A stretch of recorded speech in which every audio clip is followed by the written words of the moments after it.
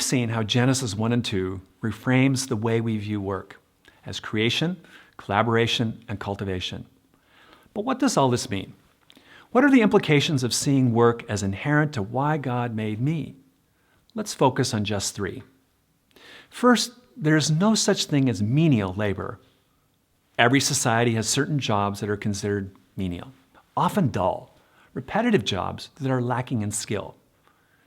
Today, Western culture tends to value a job depending on what it pays.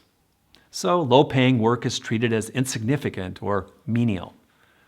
In other cultures, work is valued based on the honor it brings to our family.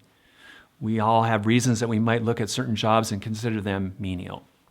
Yet Genesis chapter 2 challenges this idea that some labor might be beneath us. Throughout the Bible, honor and respect is given to those who work, whether paid or not. Jesus himself spent the vast majority of his life as a carpenter, building and creating woodwork. The Bible rejects the idea of menial work, and so should we. Second, we see that all human beings bear God's image when they work. Because our call to work is intimately connected with the fact that we are made in the image of God, when we work, in some way, we show God's image to the world. We are not to worship our work, but our work is to be worship. That's why Paul considered it such a serious sin for someone to refuse to work who is able. This means Christians should honor all workers around them. If all work images God, then janitorial work is image-bearing because it enables an ordered and clean space.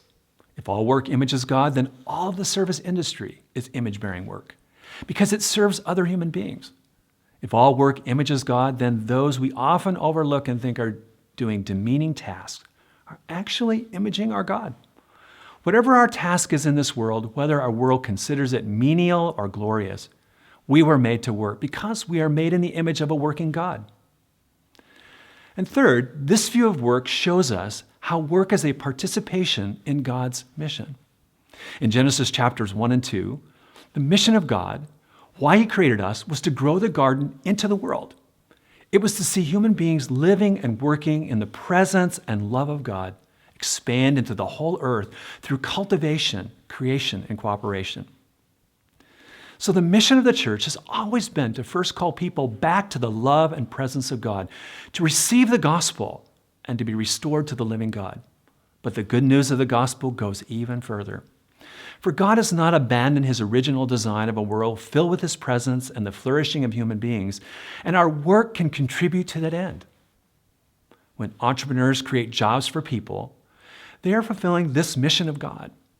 When musicians create beautiful music, they are fulfilling this mission. When a parent teaches a child to read, they are fulfilling this mission.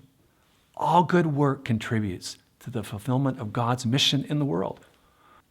We were created for work. You were designed to be someone who creates, cooperates, or cultivates in God's mission of humanity, filling and subduing this earth. Perhaps this seems a bit idealistic to you. Well, it should, because the world of Genesis 1 and 2 was ideal. The good God placed us there with good work to do.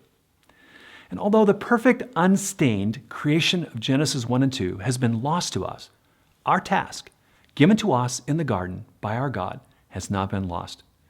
We were made to be workers, and work is fundamentally good.